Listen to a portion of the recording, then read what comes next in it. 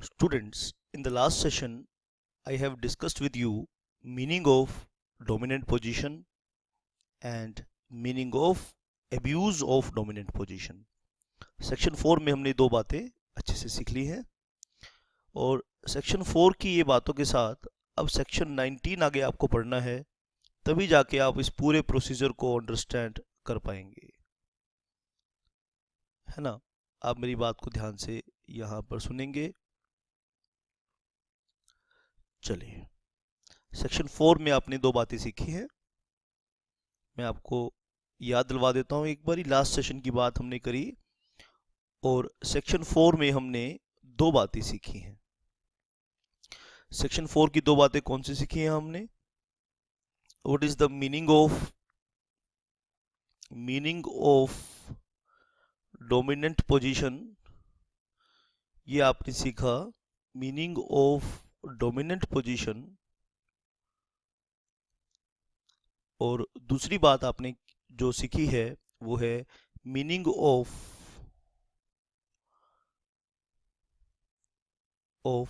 abuse of dominant position। आइए, section 4 के साथ ये पूरे प्रोसीजर को जानने के लिए ज़रूरी है।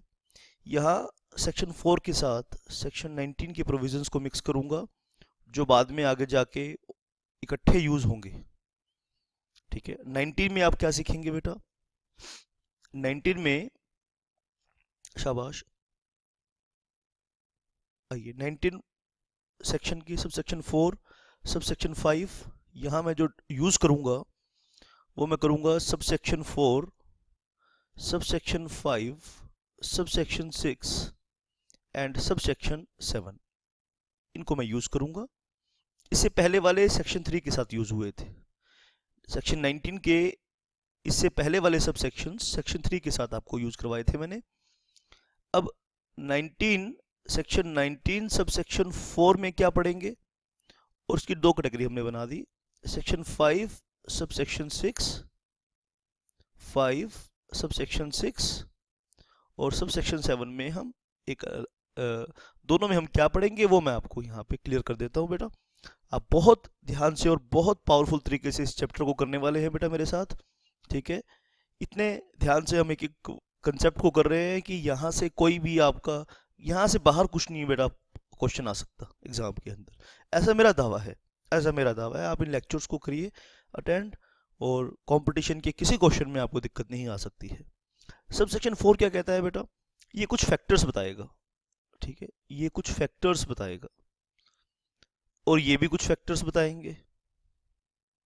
ठीक है, ये फैक्टर्स बताएगा कि वो कौन से फैक्टर्स हैं, ठीक है, जो डिटरमाइन करते हैं। फैक्टर्स इन डिटरमाइनिंग, ऐसे पढ़ना है, कंटिन्यूअस में पढ़ना है। Factors in determining dominant position in the relevant market. Determining dominant position, dominant position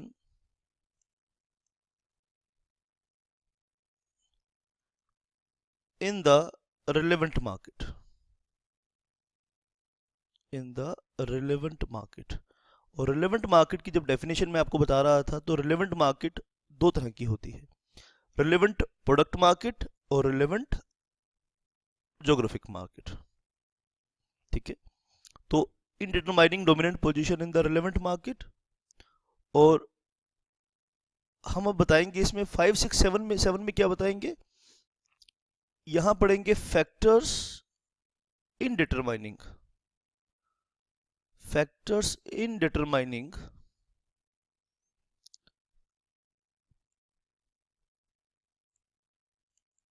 relevant market.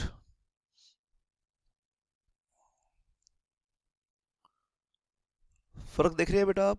यहां पे आप सीख लेंगे factors in determining dominant position in the relevant market, और यहां हम सीखेंगे factors in determining relevant market. तो रिलेवेंट मार्केट दो तरह की होती है, रिलेवेंट ज्योग्राफिक मार्केट होती है, रिलेवेंट ज्योग्राफिक मार्केट होती है। बहुत सारे लोगों को कंफ्यूजन होती है, वो सरसरी तौर पर ऊपर ऊपर से पढ़कर बात काम चला लेते हैं, लेकिन गहराई से आपको बात पता होना चाहिए कि sub section 4, sub section 5, sub section 6 और 7 में क्या डिफरेंस है। 5-6 सब सेक्शन 5-6-7 ये बातें बताते हैं कि factors in determining relevant market, relevant geographic market and relevant product market,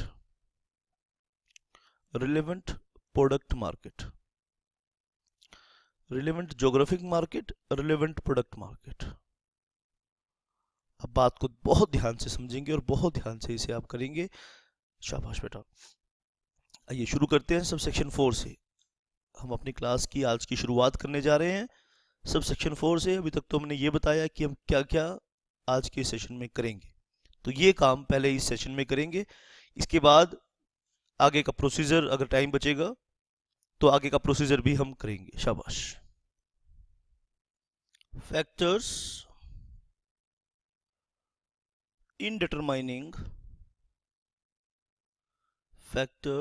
in determining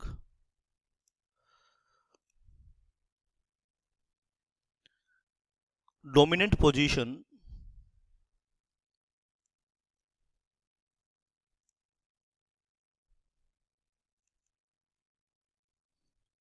in relevant market,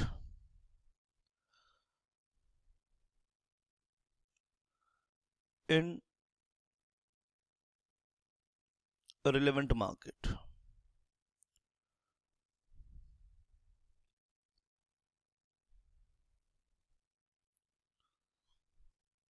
in determining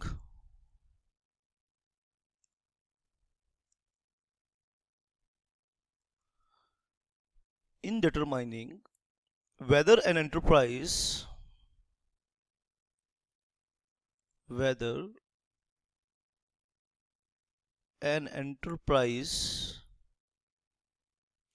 enjoys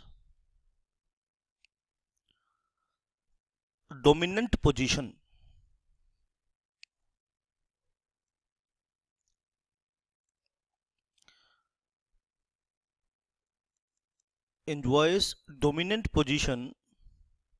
CCI, the CCI shall have regard to। CCI क्या क्या बातें check करेगी, आइए हम उन्हें समझने की कोशिश करें। shall have regard to साथ साथ नोट करेंगे तो और भी आपको लर्निंग में मजा आएगा। सुन भी सकते हो वैसे आप, अगर आप, लेकिन नोट करेंगे तो ज़्यादा मजा आएगा। आइए, अगर पर्पस एग्जाम पास करना है तो आप नोट भी कर सकते हैं। पहले सीसीआई चेक करेगी कि उसका मार्केट शेयर कितना है। Market share of the enterprise.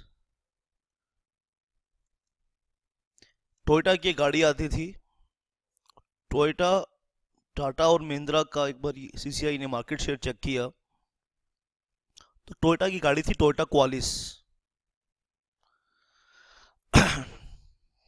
एक एग्रीमेंट हुआ था जनरल मोटर्स और टोयोटा मोटर्स के बीच में, जिसमें टोयोटा ने क्वालिस बनाने के लिए, क्वालिस को मैन्युफैक्चर करने के लिए क्वालिस को बंद कर दिया था।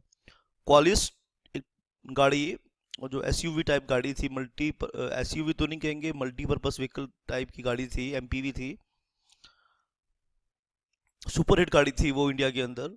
ड्राइवर आज भी उसकी परफॉर्मेंस की कसमें खाते हैं। तो पूरी मार्केट के ऊपर 70-80% का होल्ड था, बाकी की 20-30% मार्केट टोयोटा, टाटा और महिंद्रा एंजॉय करते थे।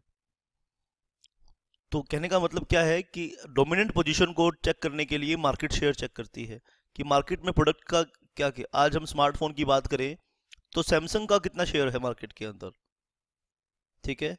आईफोन का कितना है, सैमसंग का कितना है, बाकी और जो ब्रांड्स हैं उनका कितना है। मार्केट शेयर चेक करती है company. Size and resources of the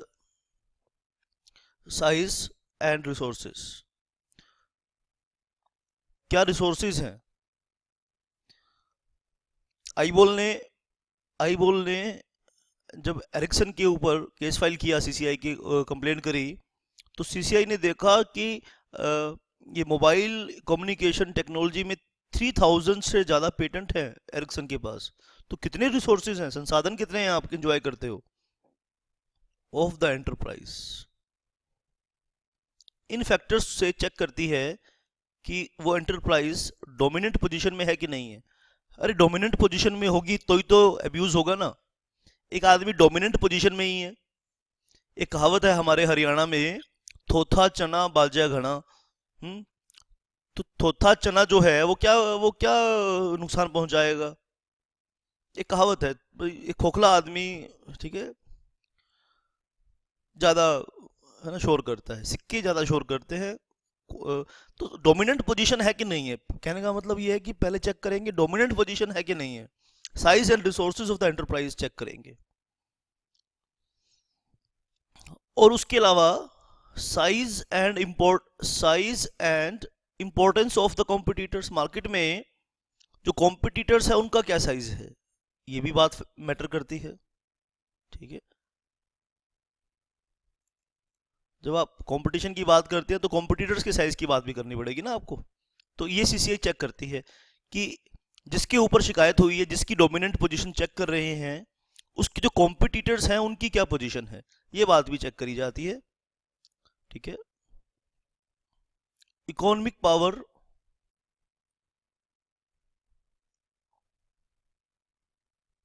check करती है सीसीआई ऑफ द एंटरप्राइज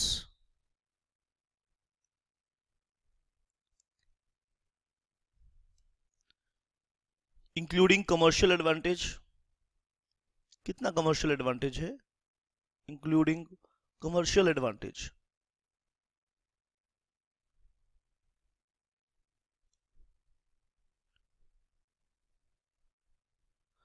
जो जिसके पास कमर्शियल एडवांटेज है, जो एक मार्केट पे डिपेंड ही नहीं करती है।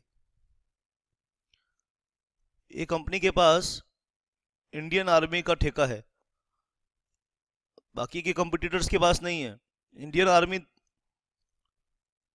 दुनिया की दूसरी तीसरी सबसे बड़ी आर्मी है। इंडिया आर्मी 10 लाख 10 लाख जवानों को सर्व करती है वो कंपनी, उनके लिए प्रोडक्ट बनाती है। तो वो कमर्शियल एडवांटेज है, इकोनॉमिक पावर है उसकी वो। तो वो एक फैक्टर है in determining the dominant position. Vertical integration कितना है उसका, वर्टिकल इंटीग्रेशन कितना है, ये पॉइंट समझने की जरूरत है बेटा। वर्टिकल इंटीग्रेशन कितना है, vertical integration of the enterprises. इस पॉइंट को भी मैं आपको समझाऊंगा, साथ में नोट करेंगे तो याद रहेगा, मजा आएगा आपको एग्जाम के अंदर और बहुत अच्छा आप परफॉर्म करेंगे एग्जाम में। साथ में लिखिए, नोट करिए, रिकॉल करिए, लिख कर देखिए। Vertical integration of the enterprises और सेल और service network of such enterprises, ये सब फैक्टर्स हैं। वर्टिकल इंटीग्रेशन क्या होता है मैं बता देता हूं आपको। एक कंपनी प्रोडक्ट बनाती है, खुद के शोरूम है। जैसे मारुति खुद के प्रोडक्ट बनाती है, खुद के शोरूम है।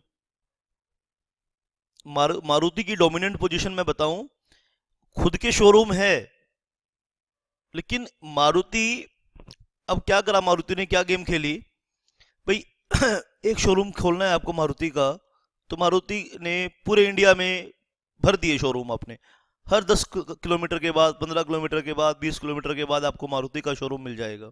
हर शोरूम वाले से मारुति करोड़ों में रॉयल्टी फीस लेती है। अब पूरा इंडिया पैक कर दिया मारुति के शोरूम खोल खोल के।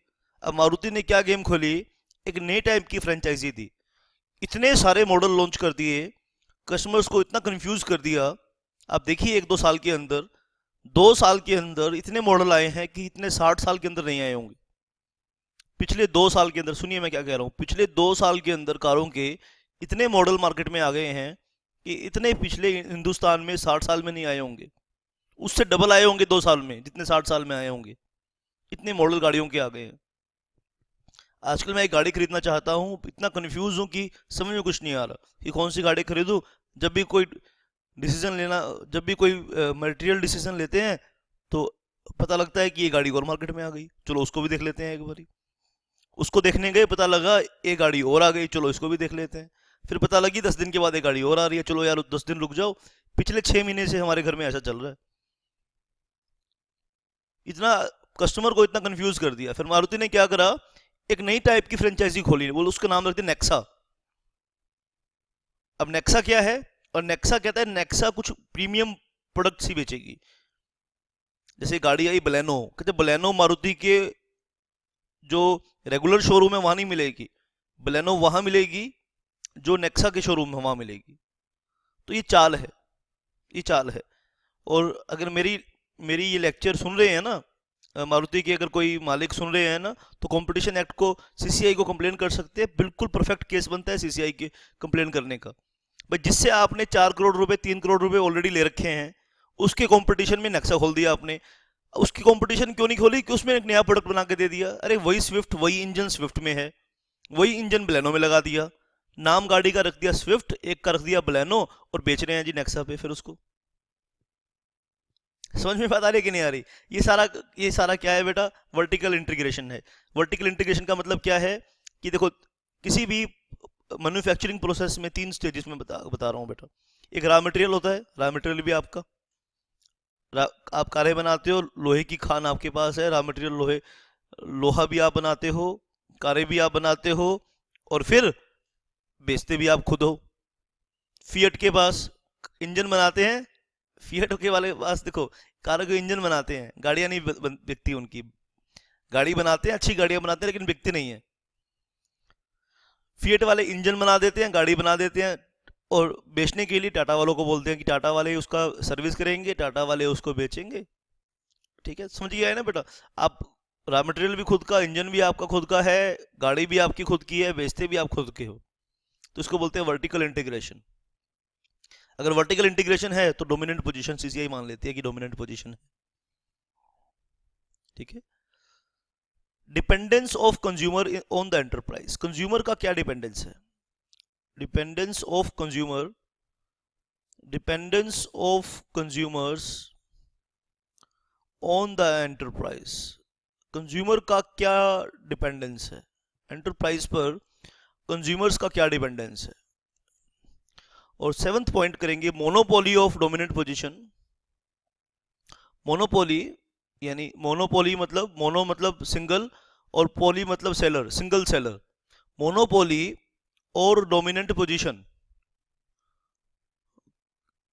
मोनोपोली और डोमिनेंट पोजीशन तक कैसे पहुंची है ये कंपनी?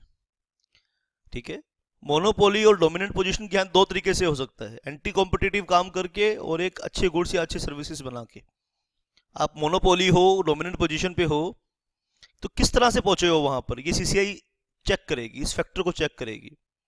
वेदर, आप नोट करिए, मोनोपोली और dominant position whether acquired, whether acquired as a result of any statute, यानी आपको किसी कानून की वजह से, किसी लॉ की वजह से आपको मोनोपोली हो गई है आपकी, और बाय वर्चू ऑफ, और बाय वर्चू, कैसे किस तरह से आप डोमिनेंट पोजीशन में आए हो, ये कुछ एग्जांपल दिए। क्या कोई आपके पक्ष में लॉ है? As a result of any statute, जैसे एलआईसी की मोनोपोली कैसे थी इंडिया में, जब ये हमारा इंश्योरेंस सेक्टर बाहर की कंपनियों के लिए नहीं खोला गया, प्राइवेट प्लेयर्स को इसमें जब तक परमिशन नहीं मिली थी, तो इंश्योरेंस सेक्टर में कौन थी? Life insurance corporation. तो लाइफ इंश्योरेंस कॉरपोरेशन को वो मोनोपोली स्टेटस कैसे मिला था? एलआईसी एक्ट 1956 था, तो एलआईसी एक्ट 1956 के अकॉर्डिंग एलआईसी को मोनोपोली स्टेटस मिला था। तो आपको मोनोपोली स्टेटस तक आप कैसे पहुंच गए हो? Whether acquired by result of any statute और बाय वर्चू ऑफ।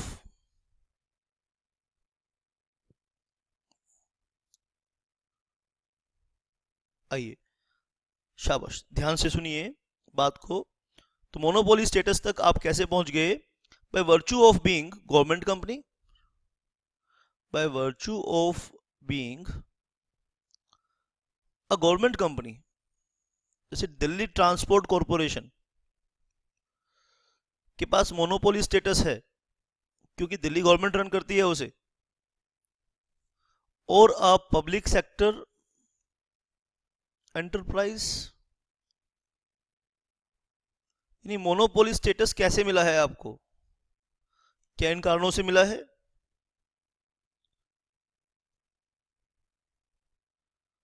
ठीक है, पब्लिक सेक्टर एंटरप्राइज और अदरवाइज, या किसी और कोई कारण है आपका, और कोई मैनिपुलेशंस किए हैं आपने, और अदरवाइज, ये चेक करेगी। फिर चेक करेगी सीसीआई एंट्री बैरियर्स क्या हैं इस मार्केट में, एंट्री करने के बैरियर्स क्या हैं। एंट्री बैरियर्स, मान लीजिए मैं इसमें प्रवेश करना चाहता हूं, तो क्या मुझे कोई क्वालिफिकेशन चाहिए? वो कहते हैं कि आपको सीए होना चाहिए, आप ऑडिटर बनना चाहते हो तो आपको सीए होना जरूरी है। तो एंट्री बैरियर हो गया ना कि सीए क्वालिफिकेशन एक। तो एंट्री बैरियर क्या है? एंट्री बैरियर्स इंक्लूडिंग बैरियर्स, तो इस तरह से एग्जांपल दिया आपको, बैरियर्स सच एज, ठीक है। अब मान लीजिए कोई आदमी शेयर ब्रोकर बनना चाहता है, तो सेबी के रेगुलेशंस बैरियर बन जाएंगे। तो सेबी के रेगुलेशंस के अकॉर्डिंग ही आप स्टॉक ब्रोकर बन सकते हो। तो बिना अगर आप शेयर ब्रोकर के बिजनेस में आना चाहते हो, स्टॉक ब्रोकर बनना चाहते हो, तो सेबी की बात माननी पड़ेगी आपको। तो एंट्री बैरियर्स ऐसे क्या है, हर एक फील्ड के अंदर कुछ एंट्री बैरियर्स होते हैं, ठीक है। और वो क्या होते हैं एंट्री बैरियर्स, वो डिपेंड करता है case to case. Entry barriers including barriers such as regulatory barriers. अब हर केस में ये एंट्री बैरियर्स डिफर हो सकते हैं। ये रेगुलेटरी बैरियर्स हो सकते हैं, जैसे मैंने सेबी का एग्जांपल दिया, ठीक है। फाइनेंशियल रिस्क हो सकता है भाई, एक बैरियर ये हो सकता है कि इसमें रिस्क बहुत ज़्यादा है। फाइनेंशियल रिस्क, हर कोई आदमी नहीं आ सकता इस काम के अंदर, क्योंकि रिस्क बहुत ज़्यादा है। High capital cost, high capital cost,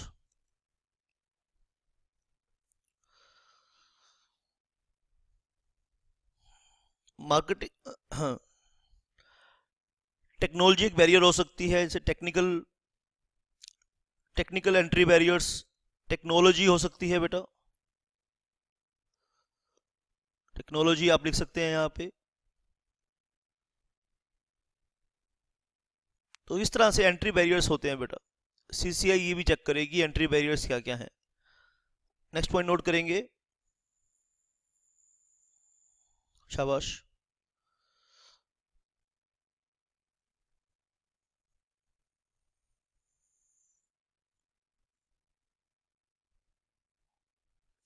market size, total market का साइज क्या है, साइज ऑफ द मार्केट, ये भी एक फैक्टर चेक करेगी। ऊपर हमने पढ़ा, ऊपर जो साइज की बात करी, ठीक है, ऊपर भी हमने साइज की बात करी थी। तो ऊपर तो उसका मार्केट में शेयर, तो टोटल मार्केट कितनी का साइज क्या है। सोशल ओब्लिगेशंस बेटा, और भी बढ़ा सकते हैं इन पॉइंट्स को हम। सोशल ओब्लिगेशंस, ये एक फैक्टर हो सकता है।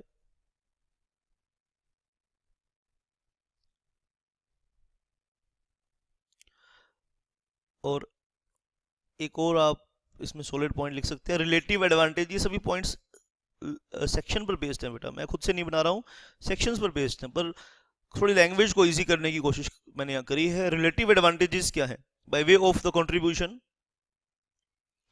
By way of contribution, relative advantage by way of contribution to the economic development, to the economic development, relative advantage by way of contribution to the economic development,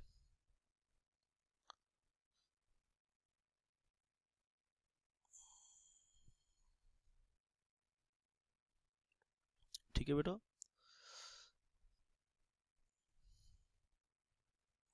by the enterprise,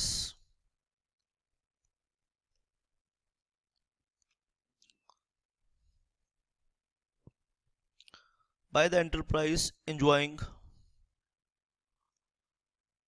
dominant position,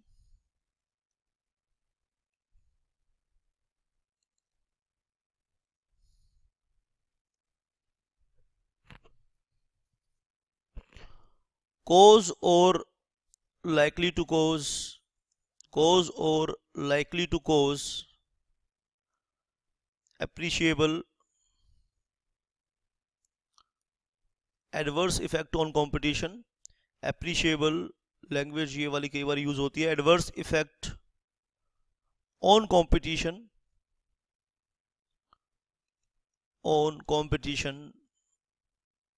by the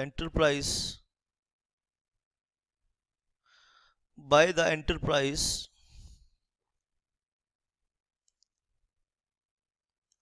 enjoying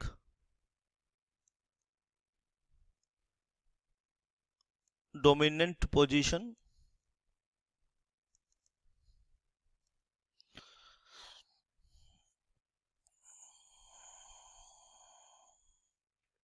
शाबाश. ये 12th point आपने note किया. और 13th point हम करेंगे any other factor. ये list last में conclude नहीं कर रहे हैं.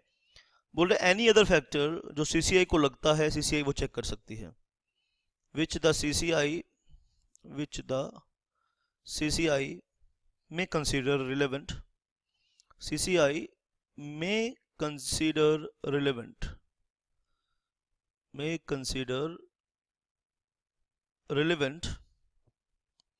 for the inquiry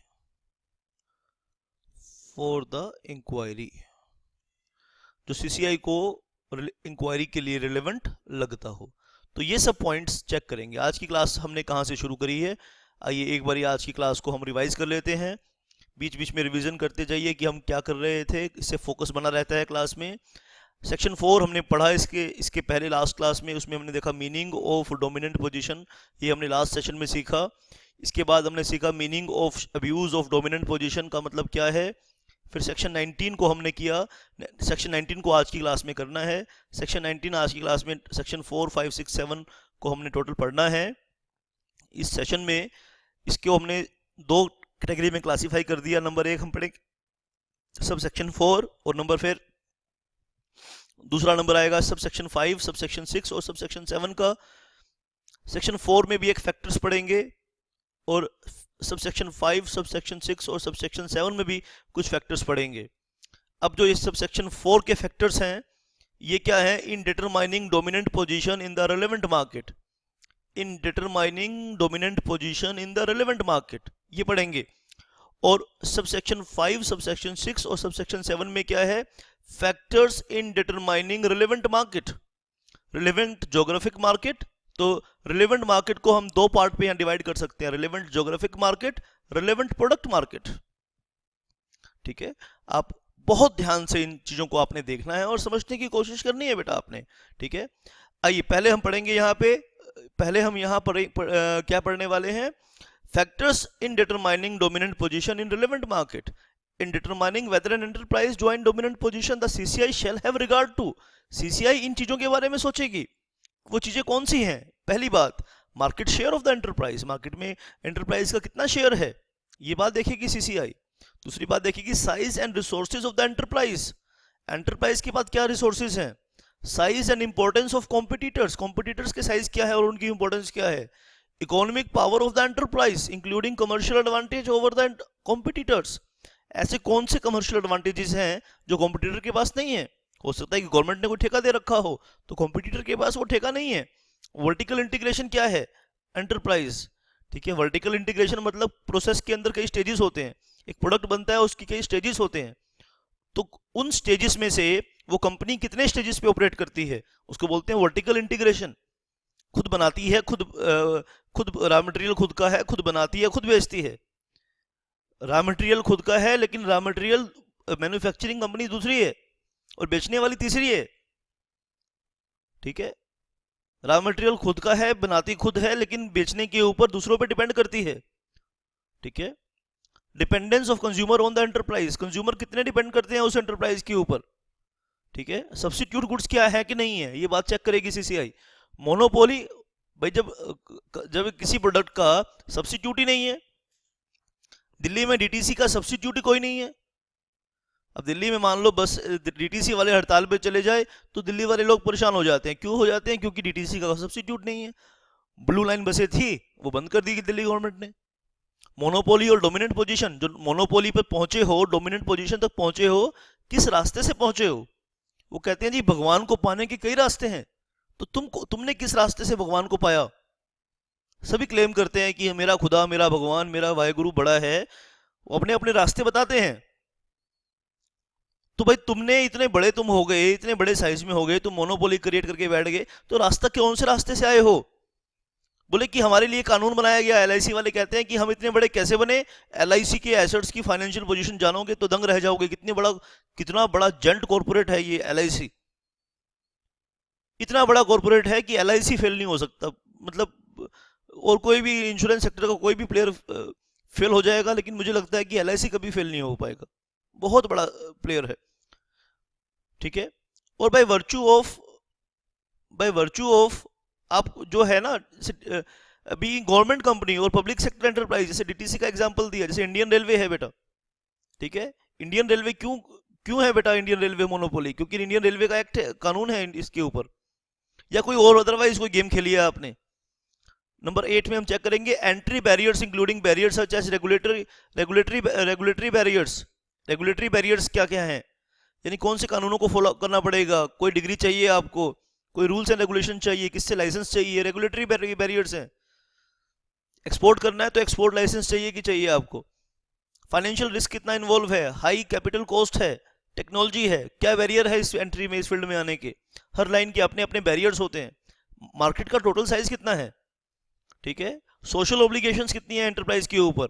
relative advantage क्या है? By way of contribution to the economic development by the enterprise enjoying dominant position, ठीक है जी। ये बात चेक करती है सीसीआई। फिर कोज और likely to cause appreciable adverse effect on competition, कितना कंपटीशन पर कितना एडवर्स इफेक्ट डाला है इस एंटरप्राइज ने जो डोमिनेंट पोजीशन को एंजॉय करती है।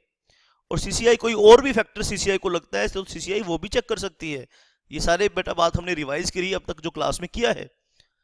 तो जैसा कि क्लास की शुरुआत में मैंने आपको बताया कि दो चीजें पढ़ेंगे, वो फैक्टर्स पढ़ेंगे जो इन determining dominant position in the relevant market, और एक फैक्टर्स पढ़ेंगे factors in determining relevant market. Relevant market को कौन कौन से फैक्टर्स इफेक्ट करते हैं, ठीक है। दोनों में फर्क पढ़ के फर्क फील करो बेटा। मैं 10-20 सेकंड का टाइम दे रहा हूं तुम्हारे को, ध्यान से पढ़ो इनको। इन determining dominant position, factors in determining dominant position in the relevant market. और ये फैक्टर्स क्या है? In determining relevant market. अब रिलेवेंट मार्केट हम कैसे जानेंगे कि फलानी मार्केट रिलेवेंट मार्केट है कि नहीं है? और रिलेवेंट मार्केट भी फिर दो तरह की हो सकती है। रिलेवेंट ज्योग्राफिक मार्केट हो सकती है और रिलेवेंट प्रोडक्ट मार्केट हो सकती है। तो यहां हम दो लिस्ट बनाएंगे कि कौन से फैक्टर्स हैं जो ये डिटरमाइन करते हैं कि relevant market relevant geographic market है, और वो कौन से फैक्टर्स हैं। बहुत सारे लोग कंफ्यूज हैं इस पॉइंट के ऊपर। आइए मैं आपको क्रिस्टल क्लियर करके समझाने की कोशिश करता हूं। आपका यहाँ पे नॉलेज आपकी परफेक्ट होनी चाहिए बेटा। सबसेक्शन 4 में हमने पढ़ा कि ये वो कौन सी बातें थी जिससे ये सुनिश्चित हो सके कि किसी एंटरप्राइज की रिलेवेंट मार्केट के अंदर डोमिनेंट पोजीशन है। अब 5, 6, 7 में हम ये पढ़ रहे हैं कि वो कौन सी बातें हैं जिससे ये सुनिश्चित हो सकता है कि जो relevant market relevant geographic market है या relevant market relevant product market है। क्योंकि anti competitive activities geographic market में भी हो सकती है, वो प्रोडक्ट मार्केट में भी हो सकती हैं। रिलेवेंट ज्योग्राफिक मार्केट और प्रोडक्ट मार्केट में पिछले मैं क्लासेस में अच्छे से बता के आया हूं बेटा आपको। आइए इस चीज को हम दोबारा से एक बारी डिस्कस करें। शाबाश बेटा, बहुत अच्छे से आपने ये बातें पढ़नी है। अगर आप ऑनलाइन क्लासेस अवेल करना चाहते हैं, अगर आपको ये क्लासेस अच्छी लग रही हैं, आप सीख पा रहे हैं बढ़िया से, तो बिल्कुल भी बहुत ही रीजनेबल प्राइसेस पर ये क्लासेस अवेलेबल हैं। आप मुझे संपर्क कर सकते हैं। मेरा मैं कॉन्टैक्ट नंबर यहाँ लिख दे रहा हूँ अपना। शाबाश, 9818050252। I am professor L K. Soni, ठीक है, और having teaching experience of more than 10 years. पिछले 10 साल से बेटा आपके बच्चों को पढ़ा रहा हूँ और कंटिन्यूअस मेरी रिसर्च होती रहती है। और आने वाले जो ये 2016 और ये 2017 है, जो बच्चे 2016 में नवंबर अटेम्प्ट दे रहे हैं, ध्यान देना बेटा, आपकी कंपनी लॉ में बहुत ज़्यादा अमेंडमेंट्स हैं। आप क्लासेस जो ले रहे हैं, जो आप मटेरियल पढ़ रहे हैं, वो अपडेटेड है या नहीं है, ये आपने बात ध्यान रखनी है बेटा। और मई 2017 वाले स्टूडेंट्स भी बहुत ध्यान देंगे बेटा, बहुत ज़्यादा मार्केट के अंदर आपके ये अमेंडमेंट्स आ गई हैं सिलेबस के अंदर, तो आपने ध्यान देना है कि आप रिलेवेंट चीज़ पढ़ रहे हैं कि नहीं पढ़ रहे। क्योंकि मेरा ये मानना है कि अगर गलत दिशा में आप जा रहे हैं तो जितने मर्जी तेज़ दौड़ लीजिए आप मंजिल तक नहीं पहुंचेंगे। और ऐसे ही जो सीएस वाले बच्चे अगर देख रहे हैं इस क्लास को, तो आपकी बेटा बहुत ज़्यादा अमेंडमेंट्स हैं, आपने ध्यान से बात देखनी है। सीएमए वाले स्टूडेंट्स को भी ध्यान से ये बात देखनी है। तो आप कोई भी एग्ज़ाम दे रहे हैं तो मैं आपको शुभकामनाएं देता हूं। अगर आप सिस्टमेटिक अपने पूरे सिलेबस को कवर करना चाहते हैं घर बैठकर, ठीक है, तो आपको ये सिलेबस पूरा हो जाएगा। आप मुझसे संपर्क करेंगे, ठीक है, यूज़र आईडी पासवर्ड आपके पास पहुंच जाएगा, तो आप उन क्लासेस को देख सकते हैं, ठीक है। आप मुझसे इस पर संपर्क करिए।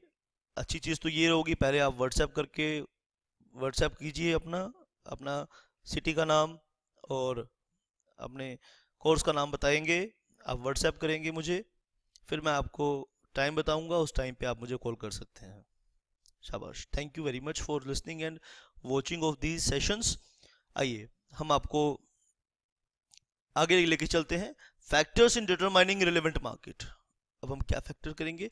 फैक्टर्स इन डिटरमाइनिंग, ऊपर हेडिंग नोट कीजिए, factors in determining relevant market.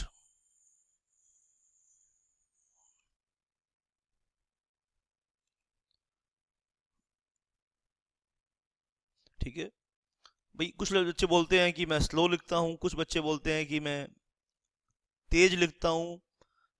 तो आपको मैं एक स्टैंडर्ड बता देता हूं, अगर आप मेरे साथ भी लिख नहीं पा रहे हैं तो उसका मतलब आपकी राइटिंग स्पीड बड़ी कम है, ये बता दे रहा हूं मैं आपको। अगर आप मेरे साथ भी लिख नहीं पा रहे हैं, अगर मेरे साथ आप मेरी राइटिंग स्पीड से पीछे छूट जाते हैं, मैं बोल भी रहा हूँ, समझा भी रहा हूँ, लिख भी रहा हूँ, ठीक है, पूरी तरह से इन्वॉल्व हो जाता है आदमी, जब आदमी सुन भी रहा है आपके साथ, आपके पास एक एक्टिविटी में ज़्यादा है। मेरी जो नंबर ऑफ एक्टिविटीज़ हैं, ठीक है, आपकी और एक्टिविटीज़ उससे ज़्यादा है। आपको साथ में सुनना और समझना भी पड़ रहा है मेरे साथ, ठीक है। तो कोशिश कीजिए बेटा मेरे साथ नोट करने की, अदरवाइज मेरी चाबी आपके हाथ में है, आप जहां मर्जी चाहे मुझे पहुंच कर सकते हैं, ठीक है। आइए हम नोट करेंगे, फॉर डिटरमाइनिंग, मेरी बात को ध्यान से सुनिए, समझने की कोशिश कीजिए। For determining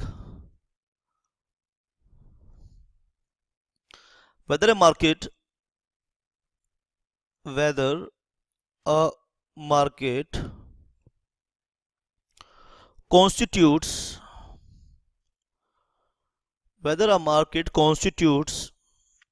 a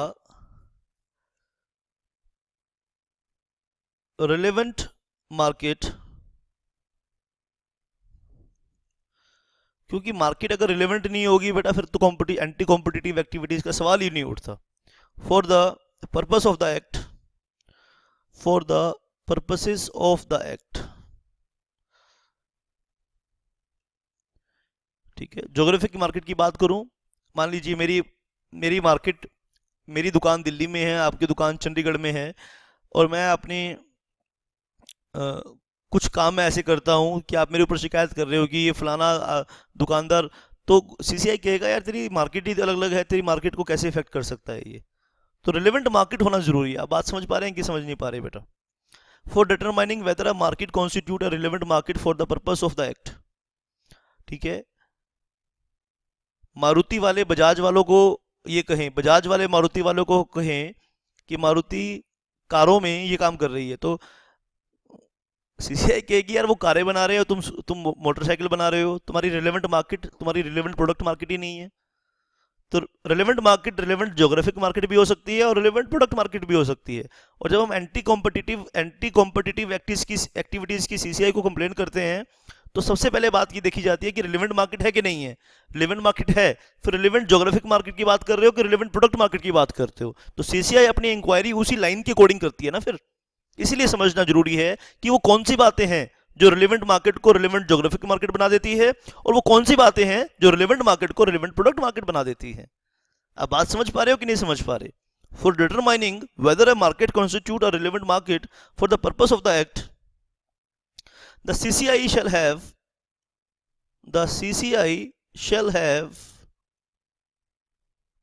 shall have due regard to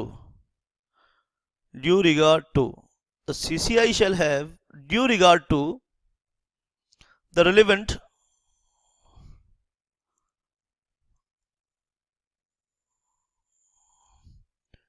geographic market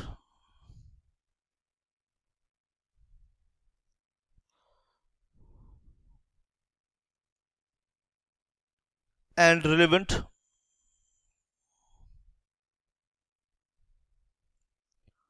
product market.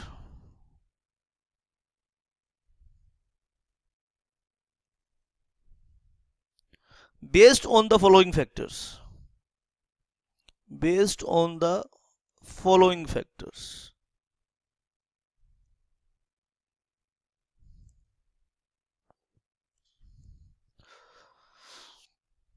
आइए पहले, सबसे पहले हम नोट करेंगे रिलेवेंट ज्योग्राफिक मार्केट के फैक्टर्स को देखेंगे, और ठीक है, तो पहले यहाँ हेडिंग डालिए फैक्टर्स फॉर, वो कौन कौन से फैक्टर्स हैं जो दोनों मार्केट को सुनिश्चित करते हैं। Factors for relevant geographic market, factors for relevant geographic market, वो कौन कौन से फैक्टर्स हैं।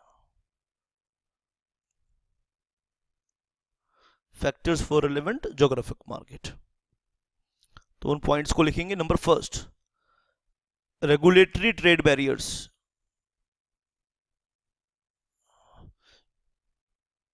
इनसे ये सुनिश्चित हो जाएगा, ठीक है, कि ये रिलेवेंट ज्योग्राफिक मार्केट है कि नहीं। ठीक है, रेगुलेटरी ट्रेड बैरियर्स, शाबाश। जैसे कुछ रेगुलेशंस बनाए गए हैं कि जैसे फॉर एग्जांपल बेटा आपको किसी सिटी के अंदर काम करना है, तो वहां पे आपको वहां के बैरियर्स को पूरे करने हैं।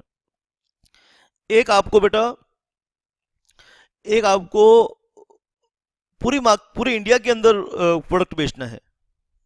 ठीक है,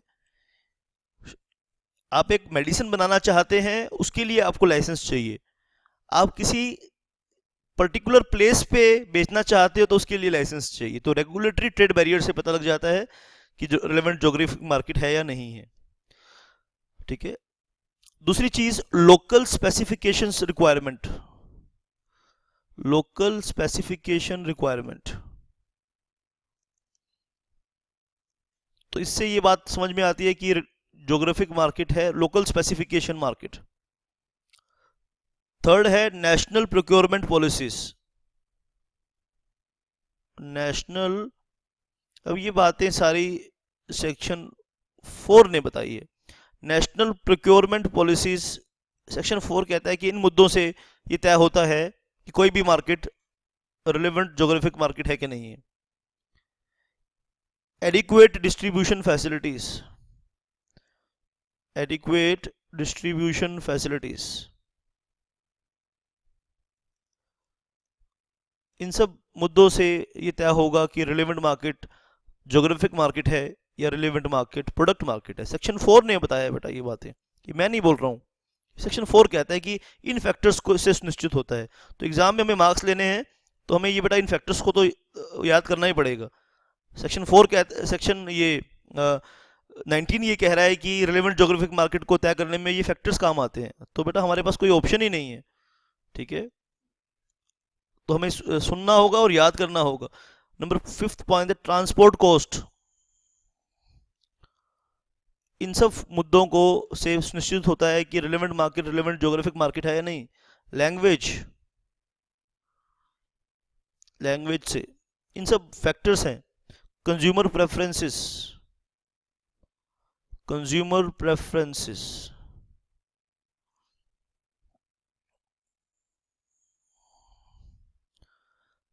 और 8वां है नीड फॉर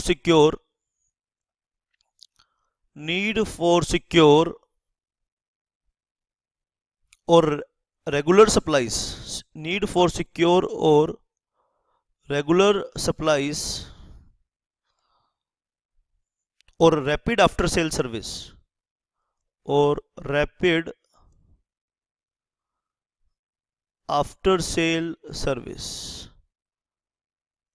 ये सब चीजों से तय होता है बेटा।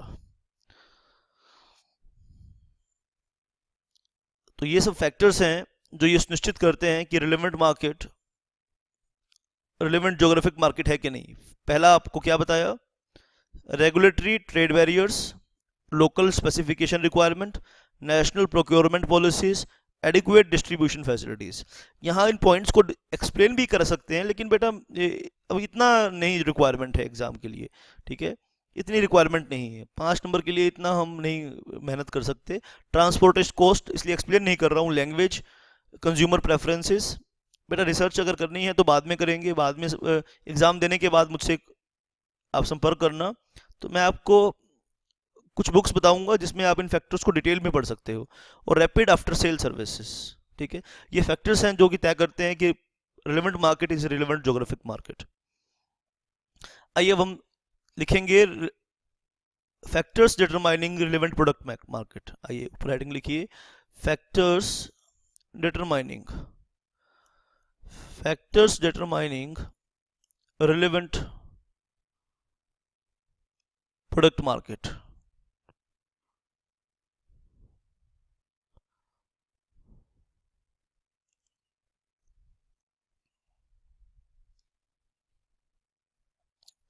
नोट करेंगे बेटा, first point,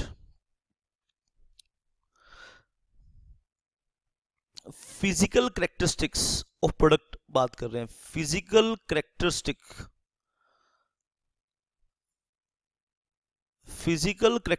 of product,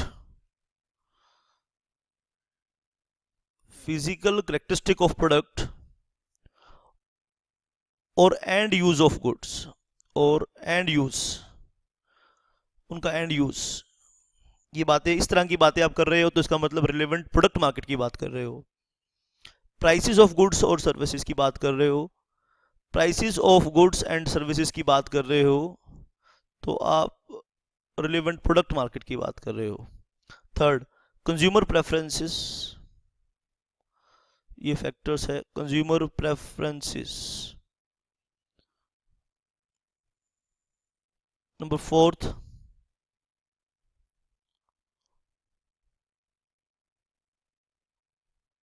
existence of specified producers,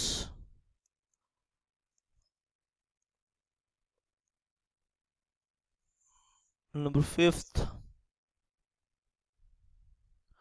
specialised या स्पेसिफाइड, या आप एक वर्ड यूज कर सकते हैं specialised producers. Classification of industrial products, classification of industrial products. इस तरह की बातें करते हैं तो हम मानेंगे कि आप रिलेवेंट प्रोडक्ट मार्केट की बात करते हैं, ठीक है। जैसे फॉर एग्जांपल आप किसी एरिया, किसी ज्योग्राफिक मार्केट की बात करते हैं, आप बोलते हो सेक्टर 22 मार्केट इन चंडीगढ़, आप बोलते हो सेक्टर 17 मार्केट इन चंडीगढ़, तो ये रिलेवेंट ज्योग्राफिक मार्केट है। आप बोलते हो 100 CC bike market in India, ये रिलेवेंट प्रोडक्ट मार्केट है। आप बोलते हो स्मार्टफोन मार्केट इन इंडिया, आप बोलते हो hatchback cars market in India, आप बोलते हो SUV car market in India, ठीक है, तो ये रिलेवेंट प्रोडक्ट मार्केट है। तो कंपटीशन की जब बातें होंगी या तो वो रिलेवेंट प्रोडक्ट मार्केट में होंगी या रिलेवेंट ज्योग्राफिक मार्केट में होगी। आगे यहां से सेक्शन 3 और 19 का रिलेशनशिप आप समझ गए, सेक्शन 4 और 19 का रिलेशनशिप आप समझ गए। अब आगे के सेशन में हम देखेंगे कि आगे की कार्रवाई सीसीआई कैसे करती है कंपटीशन को, एंटी कॉम्पिटिटिव एक्टिविटीज को रोकने के लिए। तो अगला सेशन जरूर देखना। That's it for this session. Thank you very much.